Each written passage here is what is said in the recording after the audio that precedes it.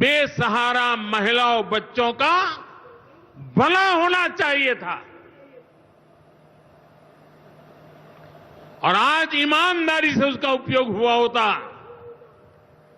तो मेरे मुसलमान नौजवानों को साइकिल के पंक्चर बना करके जिंदगी नहीं गुजारनी पड़ती। लेकिन इससे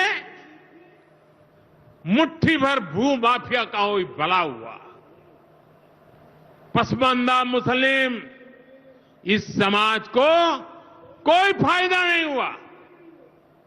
और ये भूमाफिया किसकी जमीन लूट रहे थे? ये दलित की जमीन लूट रहे थे, पिछड़ों की जमीन लूट रहे थे, आदिवासी की जमीन लूट रहे थे, विधवा महिलाओं की संपत्ति लूट रहे थे। सैकड़ों विधवा मुस्लिम महिलाओं ने भारत सरकार को चिट्ठी लिखी, तब जाके कानून की चर्चा आई है। वक्फ कानून में बदलाव के बाद अब ये गरीबों से जो लूटा जा रहा है वो बंद होने वाला है।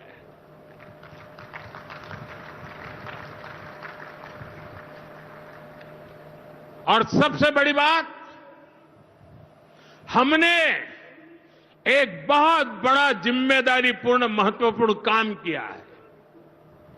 हमने इस वक्फ कानून में एक और प्रावधान किया है। अब नए कानून के तहत, वक्फ के कानून के तहत किसी भी आदिवासी की जमीन को हिंदुस्तान के किसी भी कोने में आदिवासी की जमीन को, उसके घर को, उसकी संपत्ति को ये वक्फ बोर्ड हाथ भी नहीं लगा पाएगा। जख्म भी देते हैं, फिर नमक रगड़ करके आप सोचते हैं कि इस देश का मुसलमान आपके इन भाषणों से खुश होगा, तो खुश नहीं होगा।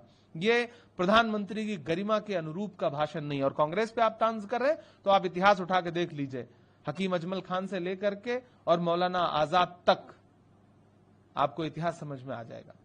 बिहार के चुनाव से, गुजरात में कांग्रेस पार्टी की सक्रियता से, आने वाले असम के चुनाव की संभावित हार को देख करके और विपक्ष की सक्रियता को देख करके, 400 पार के नारे के बाद भी 240 पे अटक जाने के बाद भारतीय जनता पार्टी चाहती है कि विपक्ष को पूरी तरह से कुचल दिया जाए, उनके संसाधन तोड़ दिए जाएं, उनके नेताओं का मनोबल तोड़ दिया जाए। लेकिन भाजपा ये भूल जाती है कि ये गांधी परिवार है जिसने इस देश के लिए न जाने कितनी कुर्बानियां दी हैं। आप गांधी परिवार पे आरोप लगाते हैं, वो एक गांधी परिवार वो परिवार है जिसने अपनी निजी संपत्तियां इस देश के लिए दान कर दी हैं। आप उस पर इस तरह के आरोप लगाते हैं, ये बहुत शर्मनाक है। और इसके खिलाफ पूरे देश में आज कांग्रेस पार्टी प्रदर्शन कर रही है। राहुल गांधी तख्तियों पे लिखा है डरो मत और सत्यमेव जयते। सत्यमेव जयते जब आपने लिखा है मतलब अदालत पर भरोसा है आपको, और डरो मत का नारा है। हमें अदालत पे भरोसा है लेकिन मीडिया पे बिल्कुल भरोसा नहीं। आप जो भाषा बोल रहे हैं, ये भाषा जो है, आप हमें लोकतंत्र में प्रोटेस्ट नहीं करने देना चाहते। आप हमारे प्रोटेस्ट पे सिर्फ सवाल करेंगे। आप भारतीय जनता पार्टी से सवाल करिए ना कि उनकी मंशा क्या है।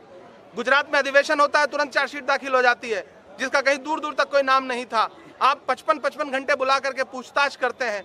तो दरअसल भारतीय जनता पार्टी की मंशा पे सवाल खड़े करके विपक्ष को आप प्रोटेस्ट भी नहीं करने देना चाहते क्या? हम सत्यमेव जयते का नारा लेकर के प्रोटेस्ट कर रहे हैं ना। हम कौन सा किसी को व्यक्तिगत आक्षेप करता हुआ प्रोटेस्ट कर रहे हैं? हम कह रहे हैं सरकार जो है वो प्रताड़ना की राजनीति कर रही है, विपक्ष की आवाज को चलना चाहती है, राहुल गांधी को डराना चाहती है जो संविधान बचाने के लिए लड़ रहे हैं। लेकिन राहुल गांधी जी खुल के कह रहे हैं, मैं ये नहीं कहता कि मेरा सर न मिलेगा, लेकिन मेरी आंखों में तुझे डर न मिलेगा। आप राहुल गांधी को नहीं डरा सकते।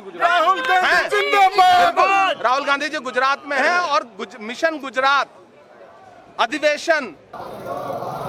वक़्फ़ बिल वापस लो, वापस लो। वक़्फ़ बिल वापस लो, वापस लो। वक़्फ़ बिल वापस लो, वापस लो। वक़्फ़ बिल वापस लो, वापस लो। वक़्फ़ बिल वापस लो, वापस लो। वक़्फ़ बिल वापस लो, वापस लो। वक़्फ़ बिल वापस लो, वापस लो। वक़्फ़ बिल वापस लो, वापस लो। वक़्फ़ बिल वापस लो, वापस लो। वक़्फ़ बिल वापस लो, वापस लो। वक़्फ़ बिल वापस लो, वापस लो। वक़्फ़ बिल वापस लो, वापस लो। वक़्फ़ बिल वापस लो, वापस लो। वक़्फ़ बिल वापस लो, वापस लो। वक़्फ़ बिल वापस लो, वापस लो। वक़्फ़ बिल वापस लो, वापस लो।